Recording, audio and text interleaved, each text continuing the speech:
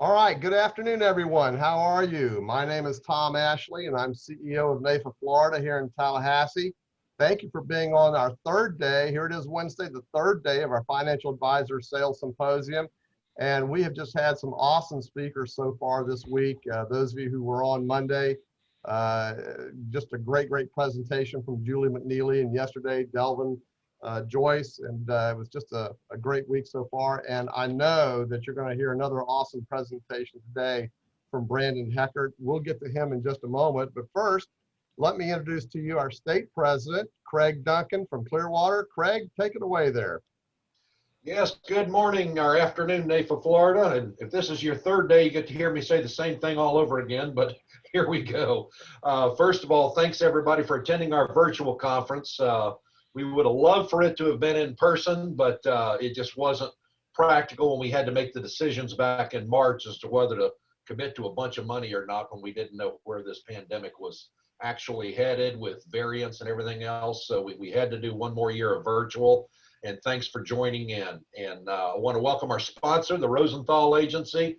Robert is a good friend and a board member and has been a sponsor for many years. And Robert and I have had the privilege of working on some cases together. And Robert, tell us a little bit about your operation.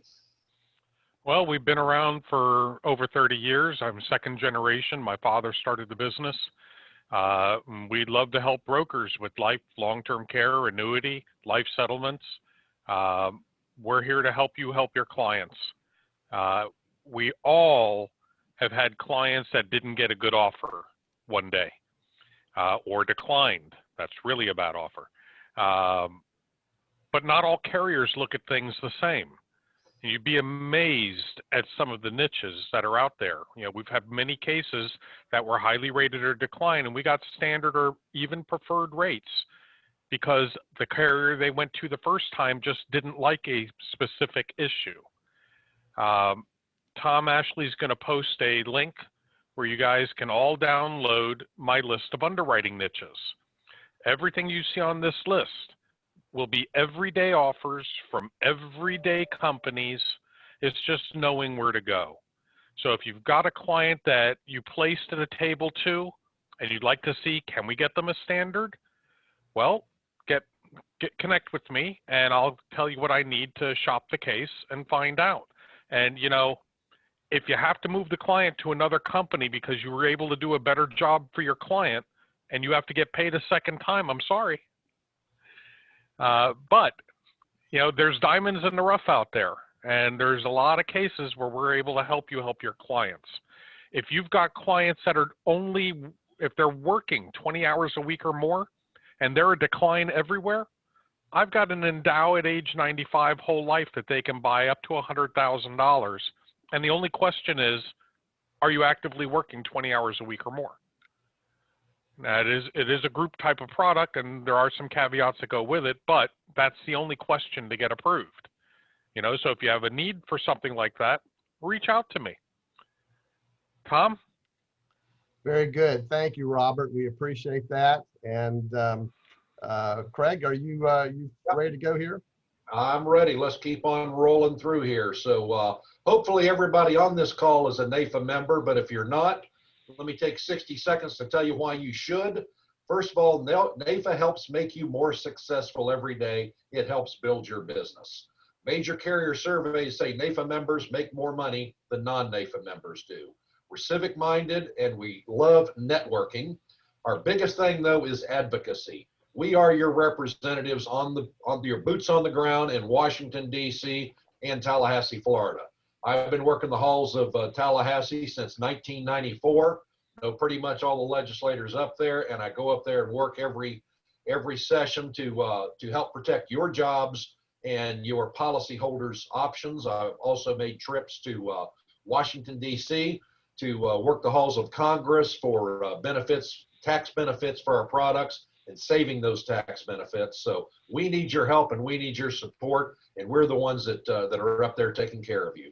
Take a free 4-week test drive with the Advisor Ambassador class. Go to belong.nafa.org, click membership at the top, and then click why join. Okay, so this afternoon, we also have an agency managers only class, how to avoid micromanaging regarding prospect. That'll be, yeah, can you hear me? Yeah, we got you. Okay, and that'll be this afternoon at 3 o'clock. So please, please dial in on that. That's something you don't want to miss. And then tomorrow afternoon at 5:30, we have for members only after hour trivia, which is a combination of our political committee and our YAT event. And we have Taylor Collins with us, our political committee chair, to tell us about the fun we're going to have tomorrow night. Go ahead, Taylor.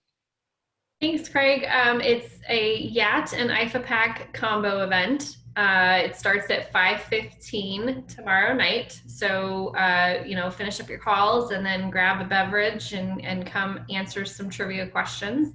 If you haven't registered, I will put the link down in the chat box. We are happy to assign you to a team. We like to mix it up.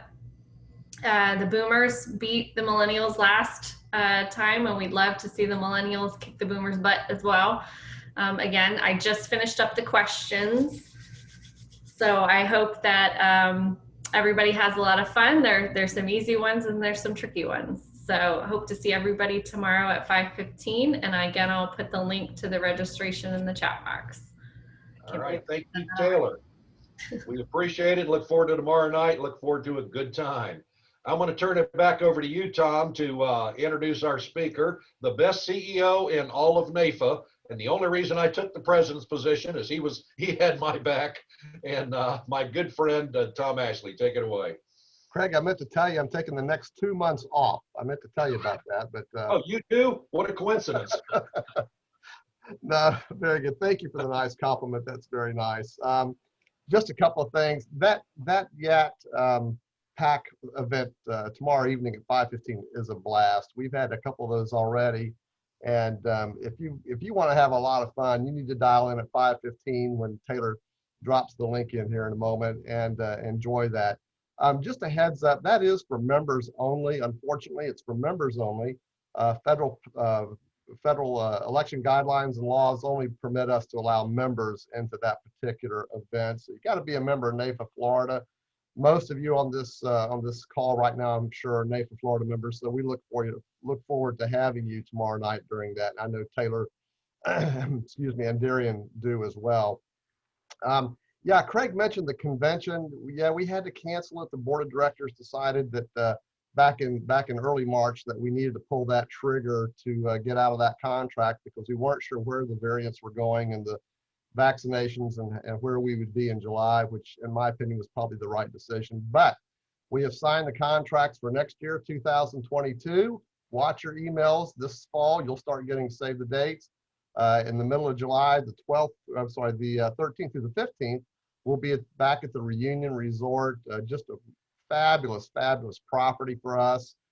Stand up on that balcony on top of the hotel at the pool level of the restaurant and watch the fireworks at Disney World every evening. It's 6 miles south of Disney, so bring the family. It's a beautiful, beautiful resort, and I know you'll enjoy it. So look for that as well. We're looking forward to getting back together too, right, Craig? It's been too long on these Zoom calls. Taylor, yeah, we want to get back together, and we're excited to do that. Let me introduce to you Brandon now. BrandonHeckert, AAMS, joined FMS Wealth, headquartered in Bloomington, Illinois in 2017, where he serves as financial advice specialist, advising representatives on advanced financial planning strategies in the areas of investing, retirement planning, education funding, and insurance planning. Prior to joining FMS, Brandon graduated with a BS degree in finance from Illinois State University. He holds the Accredited Asset Management Specialist, the AAMS designation, and is currently pursuing the CFP designation. That's a tough one there, Brandon. Brandon is a 4-year member of the $1 Million Roundtable and spoke on the main platform at the 2019 MDRT annual meeting in Miami and Sydney, Australia.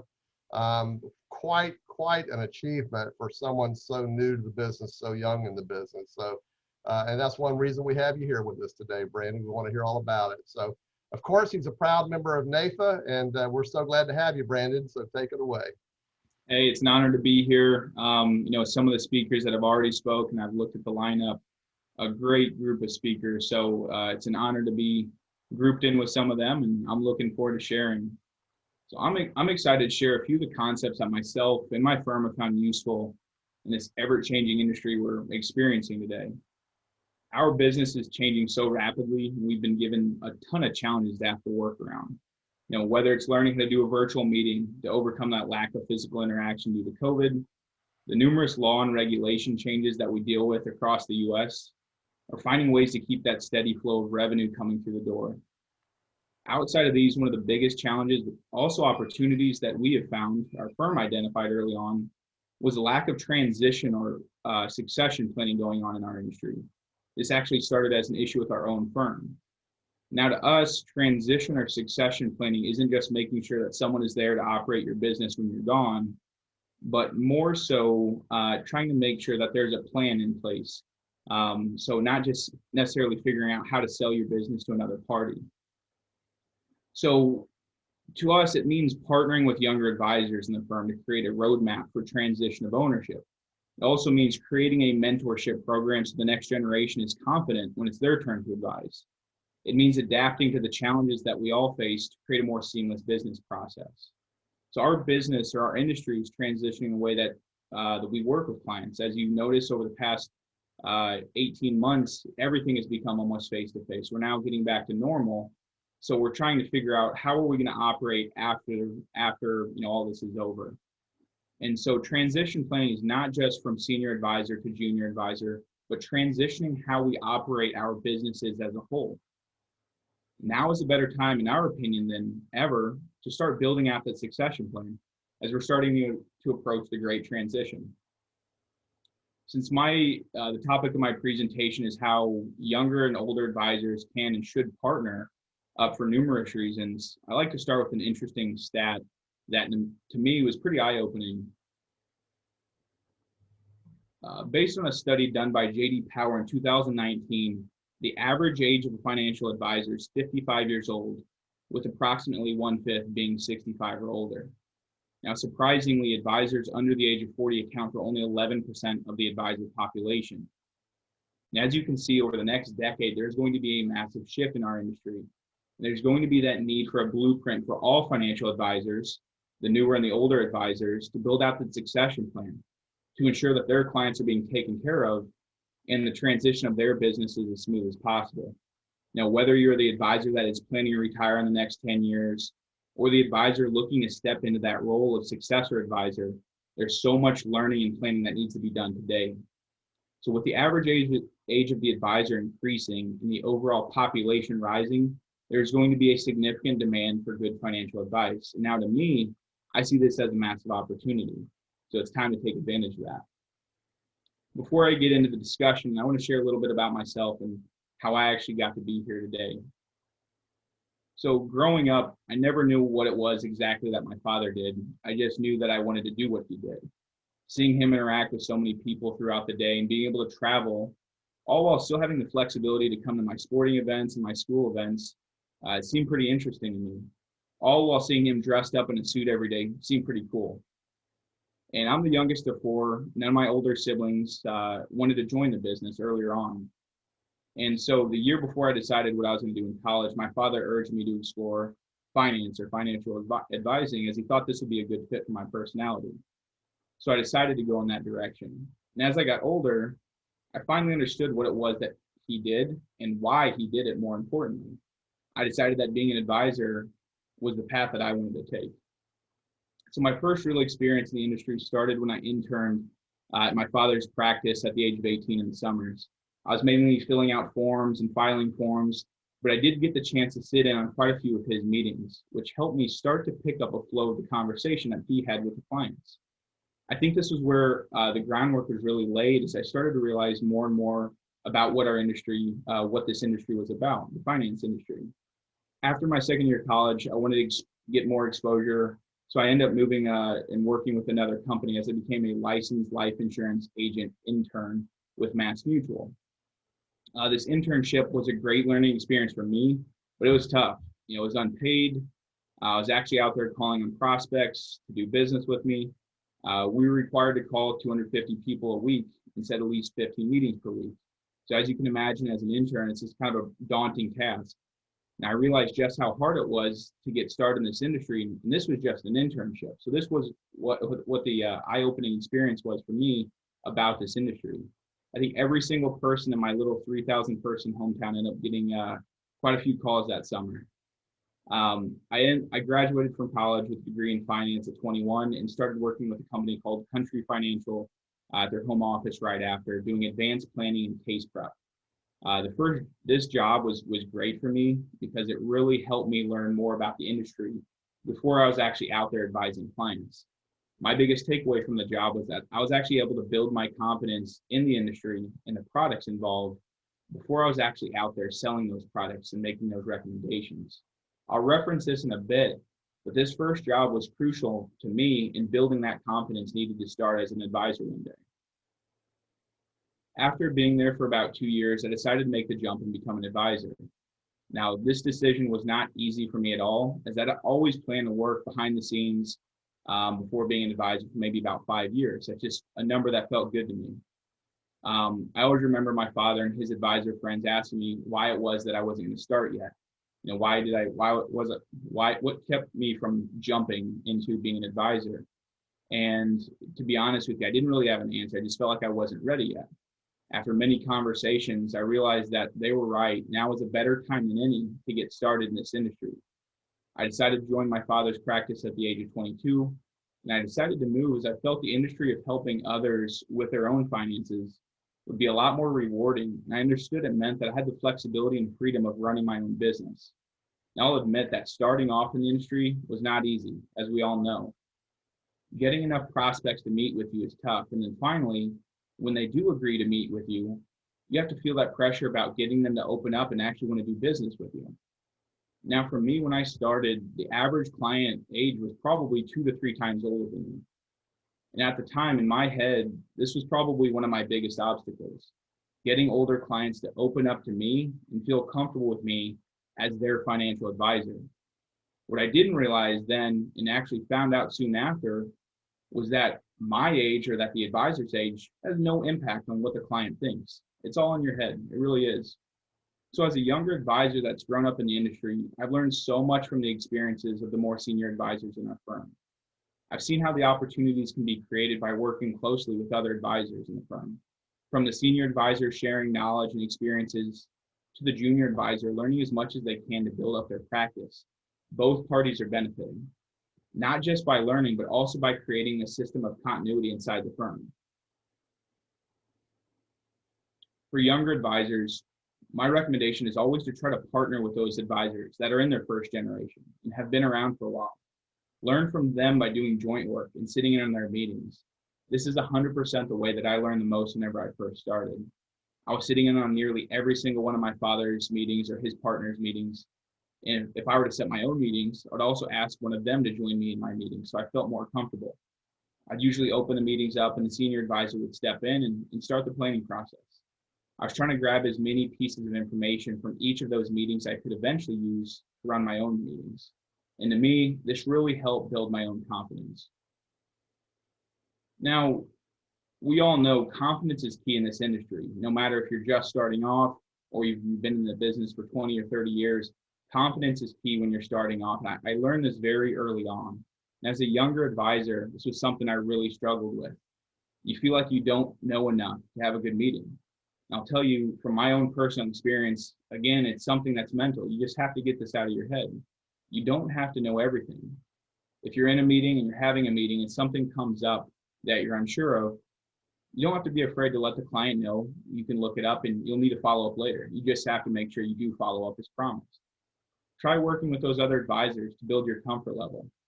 This can help build your confidence knowing that someone else is there to fall back on if you don't know something. You can learn so much from following another advisor's lead as well. And like I said, I did this so much my first year of my career, and I think it was the best thing that got me to the next level of conducting my own meetings. I still do it today as I'm continuing to learn. Once you start to build that confidence, you can perfect your speech and your presentation skills with the clients. It doesn't happen overnight, and it comes with much trial and error. I'll admit that my first year of meetings weren't always the smoothest. After a meeting, I'd sit back and think about what it was that I could have done different. And a lot of times, I'd have an older advisor there to critique me on what they thought I could have done differently. As I continued to learn, I found myself forgetting that I was working with clients 2 to 3 times my age. As I said earlier, this really doesn't matter. Once you no longer have that hesitation in your mind, the client won't see you as your younger age as an issue. Along with sitting in as many meetings as I possibly could, we had built out a mentorship program, which I encourage every advisor to take part in. By being a mentor, you can give back and help that next generation succeed as you have. As the mentee, you're able to learn from someone who is in your shoes and has been through those tough times. You don't have to recreate the wheel if you have someone there to help you along the way. My father was my mentor and was largely the reason I'm in the industry today. If you aren't in a mentorship program currently, it's not that tough to start. Find another advisor in your firm that you look up to and see if there would be interest in having you shadow them or work on cases together. If you're an advisor that has found success, try to look for those younger advisors that you can see are having a tougher time and build that connection by helping them out. It'll pay dividends to you in the long run. Now, before my father even knew that I was coming into the business, he had to make sure his own succession planning was being taken care of, and he was making sure that his own risks and potential retirement were being prepared. Getting back to the issue of succession planning, my father saw this as an issue, and so he eventually hired his current partner, Leo, at the age of 21. Leo, his current partner, ended up becoming a partner a few years back. And I said earlier, my father did this as he didn't know at the time that myself or any of my other siblings were going to go into business. He had to make sure that he was covering his own bases. Now, fortunately, my father now has Leo, his current partner, myself, which I plan to be partner very soon, my older brother, who recently joined the firm and will eventually be partner, and my sister, who recently just joined the firm. So succession planning was fairly easy for my father as he kind of looked inside of the family and had some very close friends and connections to be able to do that. Now, the system that we have in place for our firm between the senior and junior advisors accomplished many things. We've created a mentorship program to allow that transfer of ideas and knowledge from one generation to the next. We've built out that succession plan that allows for a smooth transition of clients from the different advisors. Now, this system allows for senior advisors to focus on the higher end clients and tasks, and it provides junior advisors opportunities along the way. Now, we see this great transition that's going to occur in the next 10 years as a huge opportunity for all parties involved. The benefit of having a succession plan is that it's not just beneficial for that first generation. Typically, you'd imagine that advisor that's selling gets the most benefit from it. But if the appropriate groundwork is laid, there's a massive opportunity for the successor advisor as well. The benefits aren't just realized after the transition happens either. Well before that transition occurs, the goal should be for the senior advisor to focus on those more high value work and client meetings that they like to do with those higher end clients, and really focus on the growth strategies for the firm. Now, this is where the junior advisors can begin working with the majority of the other clients of the firm as well. So this will save time and money in the long run, in our opinion. The easy part is that it's a great learning experience for both the second and first generations. Being family means that you're typically more comfortable on certain topics, like our situation. People typically say you don't want to work with family, as it can be tough, and I can see this. Just have to make sure you set boundaries. Since we've specialized at succession planning in our firm, we've actually been able to be specialists on the topic for our clients as well. So doing succession planning for clients has been a big topic of conversation, and we've actually become subject matter experts. So we've been referred a lot of business because our clients know that we focus on succession planning because we've done it at our own firm, which has led to further opportunities to partner with other firms that did not have a successor advisor. So again, the key here is to have a plan. It'll make your life much easier knowing what the next 5 to 10 years will look like, and doing this can help clear the path. So now, as I mentioned earlier, transition planning is not just meaning, transitioning from older advisor to younger advisor, but transitioning from an old process to a new process. As we all know, technology continues to increase. As it increases, our clients' demands continue to grow. So to keep up with the extremely competitive market that we're in, we have to make sure we can adapt to it as well. So in our practice, most of our clients live more than an hour from our main office in Nashville, Illinois. We currently work with clients in 37 states, and this is made possible through virtual planning. So well before COVID had hit, we had identified a problem was that we couldn't drive to all of our clients' physical locations. And if we wanted to be able to expand past our small, natural clientele, we needed to figure out an opportunity or a way to, get over that barrier. So we started utilizing virtual planning about 8 years ago. So for example, I live in San Jose, California, where I work out of my home. I'm over 1,000 miles away from any of our physical locations. I'm in a situation where I need to use virtual planning, or I was going to limit my opportunities. So fortunately, our firm had started using virtual planning, like I said, a few years prior, as our client base was expanding past drivable distances. Using virtual planning is undoubtedly a learning process, as we've all probably experienced over the past 18 months. And my goal here is to share those lessons with you on how we've made it easier for our firm, and why I still think that even after COVID, I know everyone's getting sick of the Zoom meetings, but how can we continue to incorporate these meetings into our practice to increase production? So first off, why do I think going virtual or keeping a large percentage of your client meetings virtual is important? As I said earlier, this is allowing you to have an unlimited client base. There's no longer any barriers to the amount of clients you have. Clients can now live across the country or even the world. We have clients in different countries, and we can easily do business with them because obviously we don't have to travel. This is saving us hours commuting. I'll touch base on this later, but the time saved not commuting will make you and your practice more profitable. Streamlined processes, as you can imagine, having more efficient processes will save you time and eventually money in the long run. Things like electronic applications or simplified data gathering or underwriting processes have made us extremely 10 times more efficient than what we were previously. And finally, client convenience. I think this is the key reason to go virtual. This is by far the biggest benefit in our opinion. And obviously we know the happier the client, the better off you will be. Brandon, we do have one question for you, if that's all right. Yeah, for sure. This is from Taylor Collins. She says, any advice for a millennial advisor on how to start the conversation with an older advisor in the geographical area? She says, I find it difficult as there is denial. And then secondarily, she asked, do you use any virtual assistants or hire virtually? Yeah, I'll hit that second one real quick here. We do not have virtual assistants. We've gotten really lucky being able to hire a really good support staff at our home office. And so we have a team of support and I guess virtual assistants built into our company, but we've not gone through a third party to do virtual assistants at this time. I think it's something we've explored in the past, but we do not currently use that. And I think the first question you said there was, how do you start the conversation with an older advisor about succession planning? Is that correct?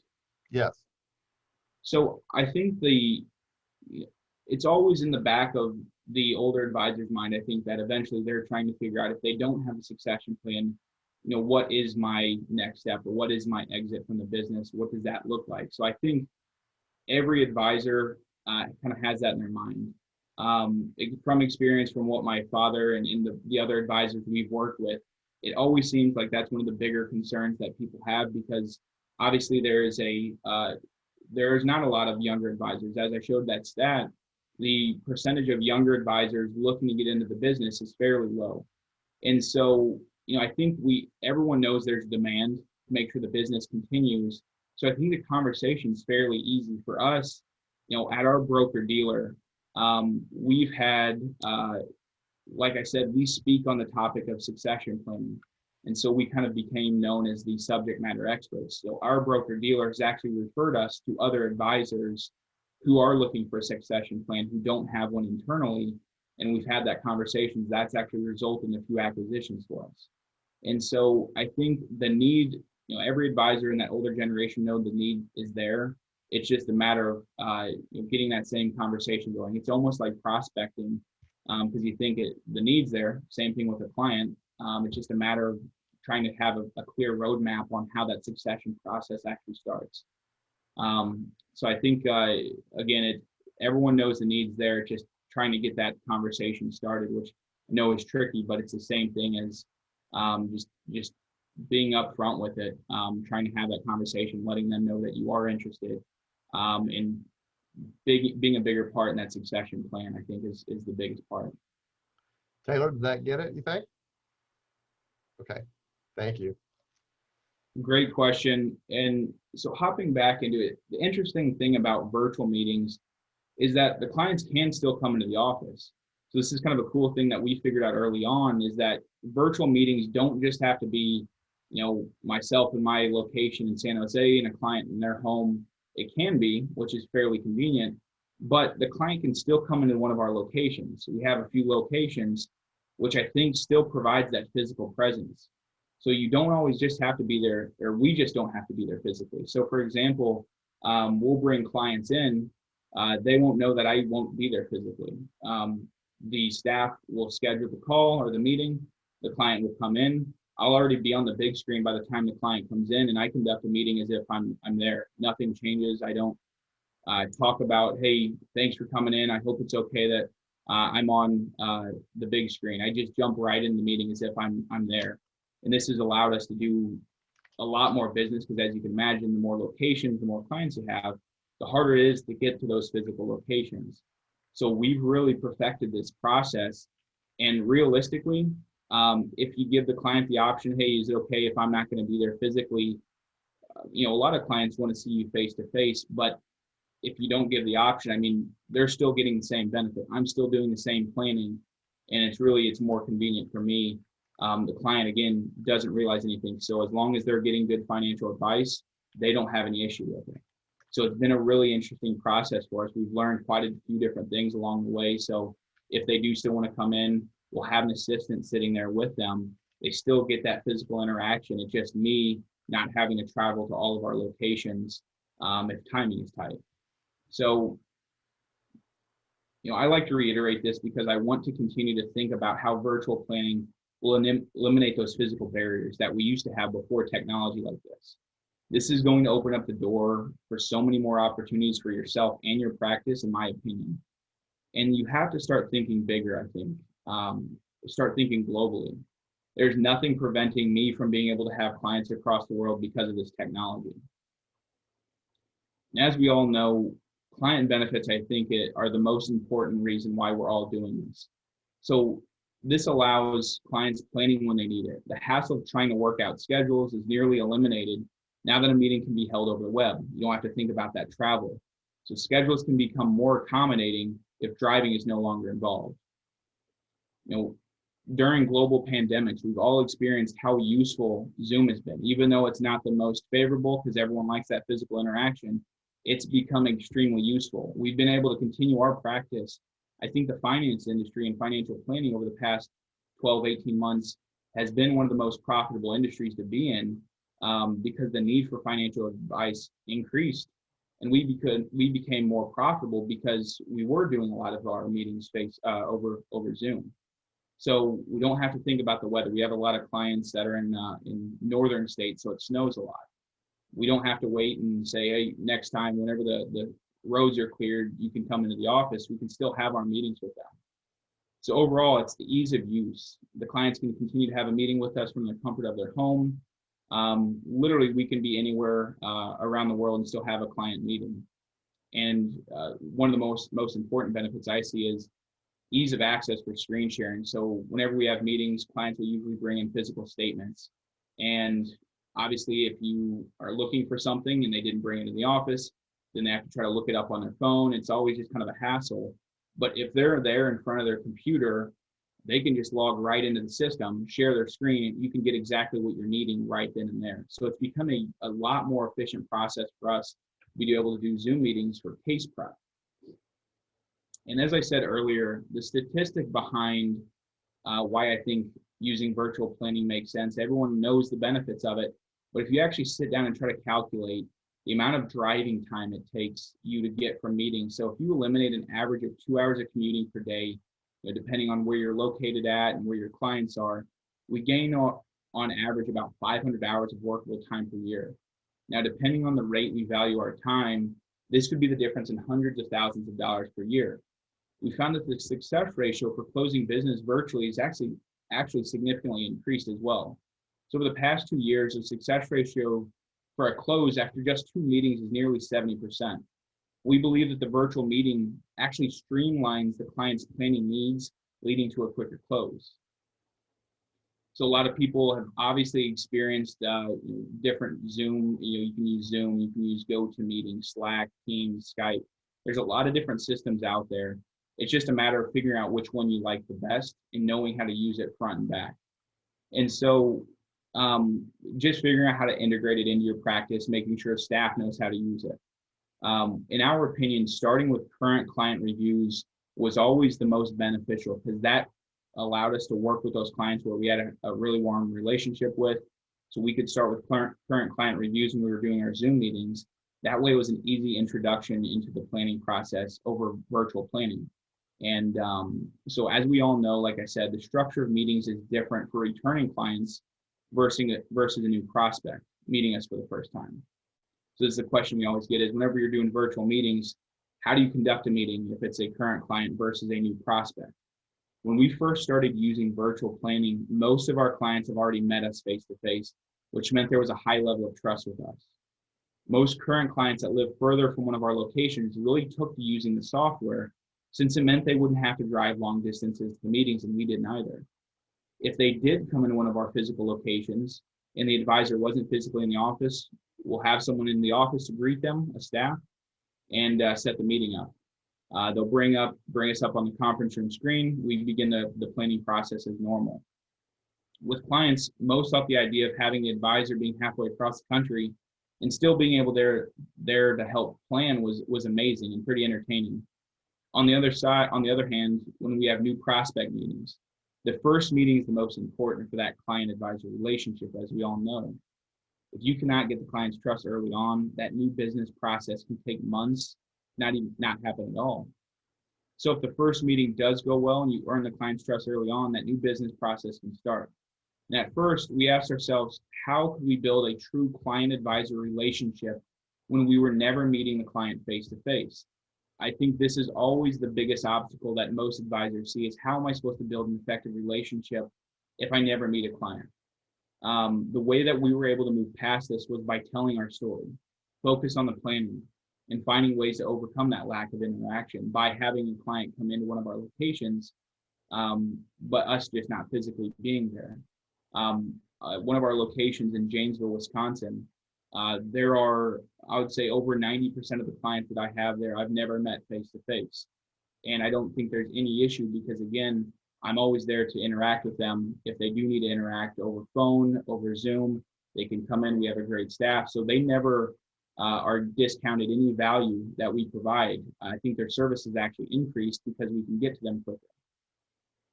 So most prospects that are meeting with us virtually for the first time are referrals from another company or a company we partner with, or referrals from another client, or previous clients of practices we've acquired through the years. So once we actually get that referral, we'll reach out and introduce ourselves and our planning, our method of virtual planning. We found that the clients are open to the idea, as meeting from their homes presents no extra effort to them. In fact, we've actually seen significantly less no-show meetings when done virtually than in person. The client receives a meeting invite, and once that meeting's actually started, there's no apparent difference. Our typical first meeting includes a short presentation about who we are, a sample of our planning software, we use eMoney, and concludes with the next steps. So as we said, I opened up the meeting with normal discussion as if I'm there in person. I don't focus on the meeting being virtual.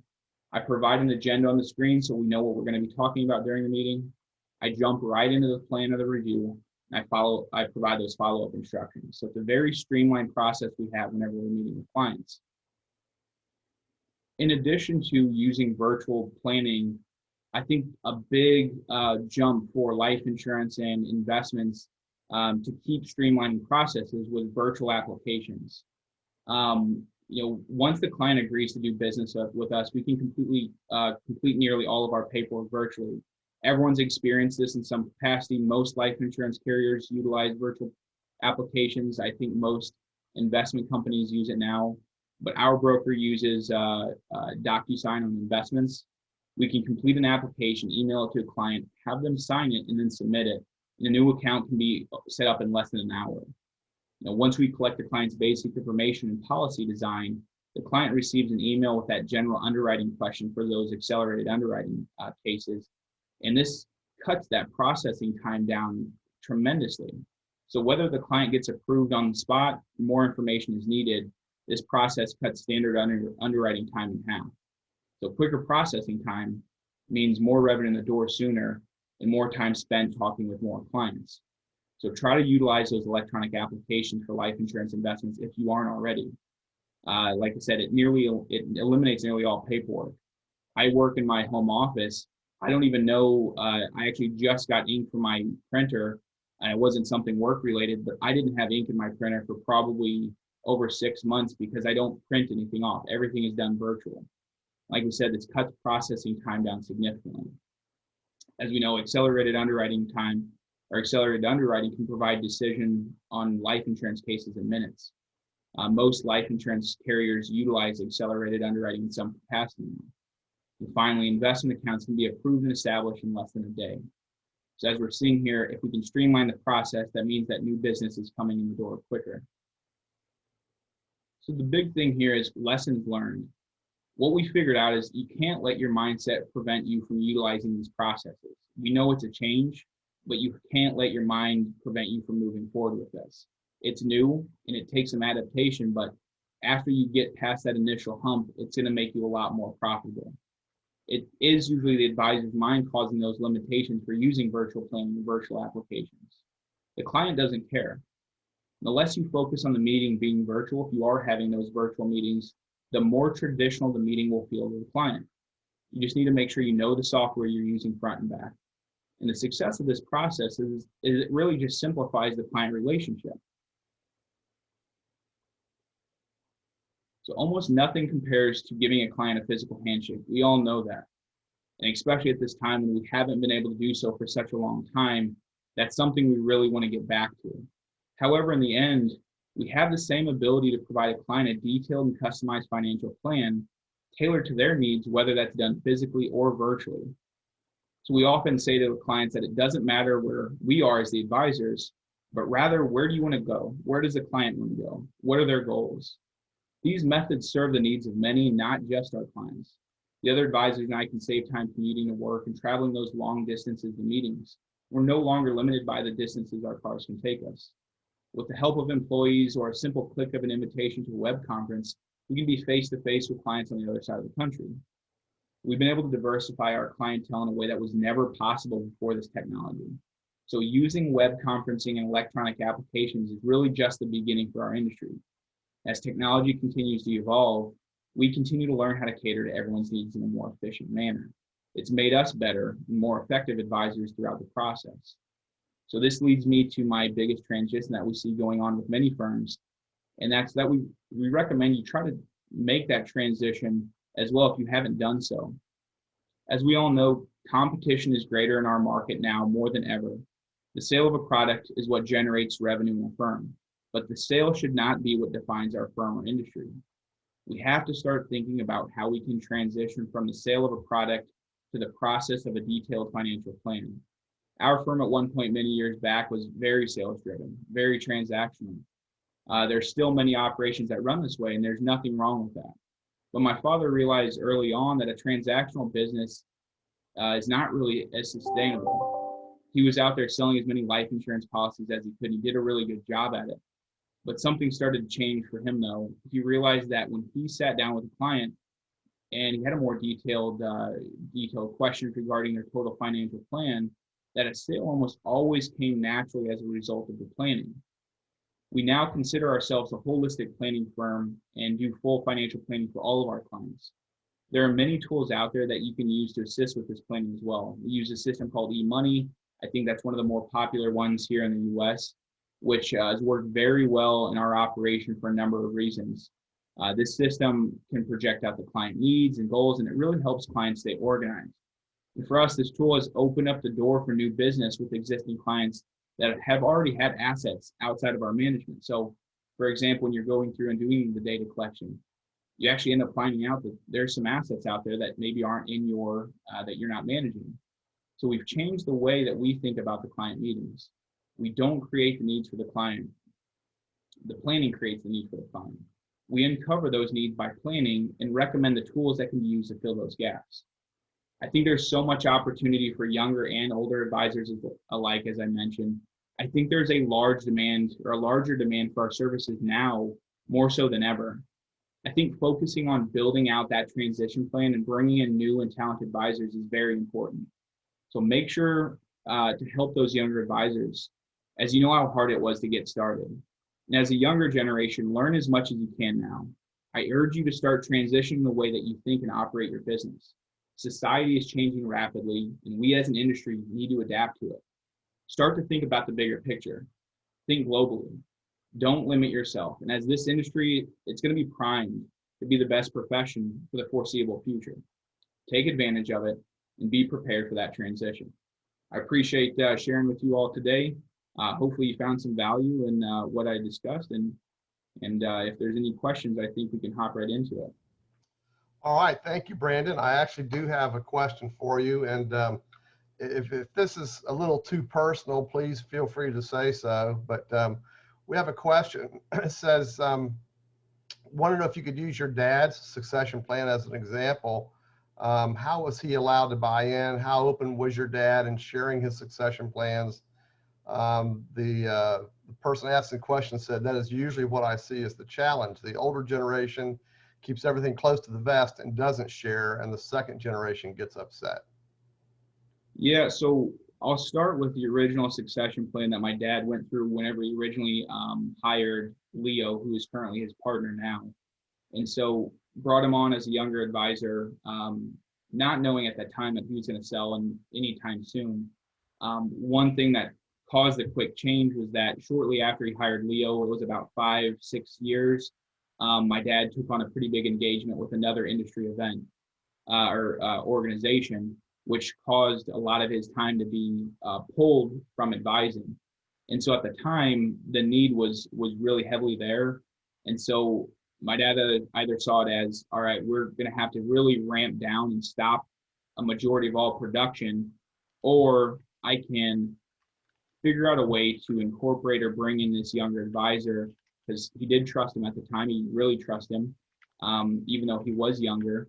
And so the decision was made. You know, the hardest part, I think, is coming up with valuation.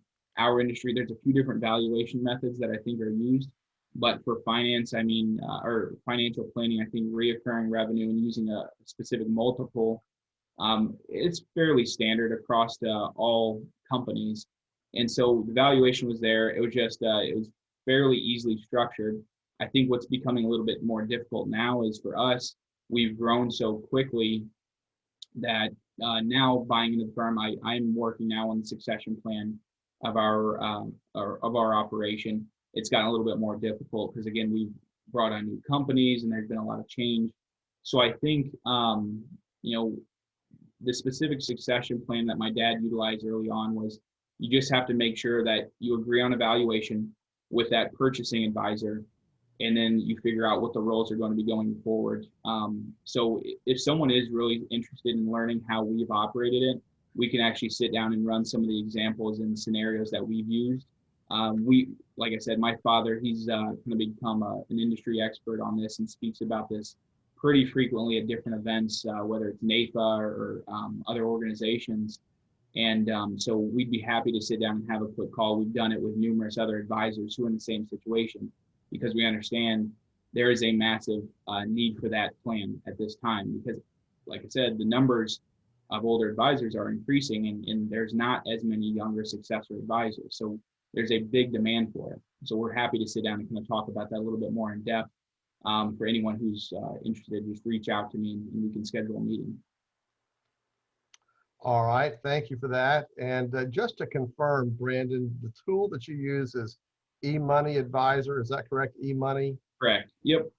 All right. Our own Brian Holtz has posted the link in the chat for that tool. And we had a couple of questions about that. So that's there. Does anyone else have any questions for Brandon? Let me ask a question if I could. Talk to us about your MDRT main platform experience. I'd like to hear about that. Yeah, so I got my first year, I think it was very similar to what happened here. I was one of the younger, newer MDRT members, and I think I got lucky. I got lucky because I got in with a good group of people. Whenever I first started with MDRT, my goal wasn't to just hang out with all of my father's friends at MDRT. I wanted to kind of build my own group. And I ended up experiencing or meeting a group of other advisors who happened to be on the committee who selects some of the speakers. And they kind of liked my story. They liked that I was a younger advisor. And so I got the opportunity to do what's called an MDRT Speaks, which is a quick snippet, and it was about virtual planning. And so whenever I did that, I had just made the move about a year prior from Nashville, Illinois, out to San Jose. And so I was talking about, again, I was really focusing on how I actually made that successful, because obviously I was moving from my natural market base and moving somewhere where I had no natural market base at all. So I was talking about that succession plan, or the planning of virtually planning. And so that first meeting, or that first event, was a really cool one. The second one, where I did it in Sydney, I thought was one of the coolest things I've ever done.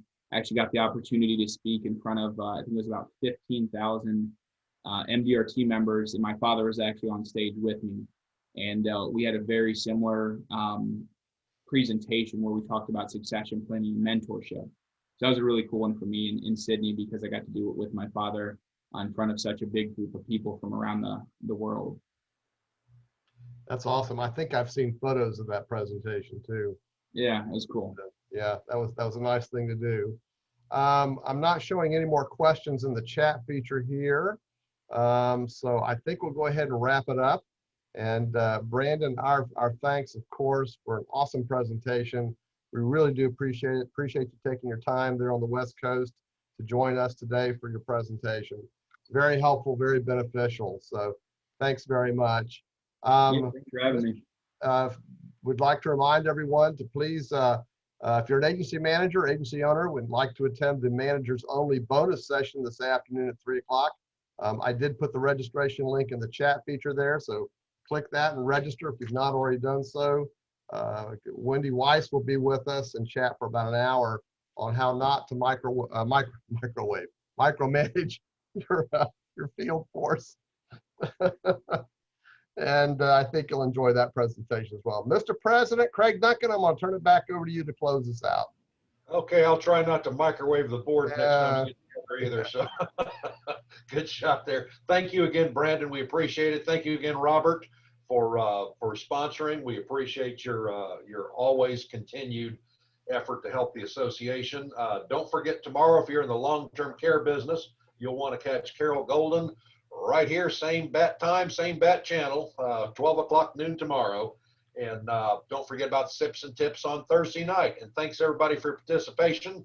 And we will see you at 3 o'clock this afternoon or noon tomorrow.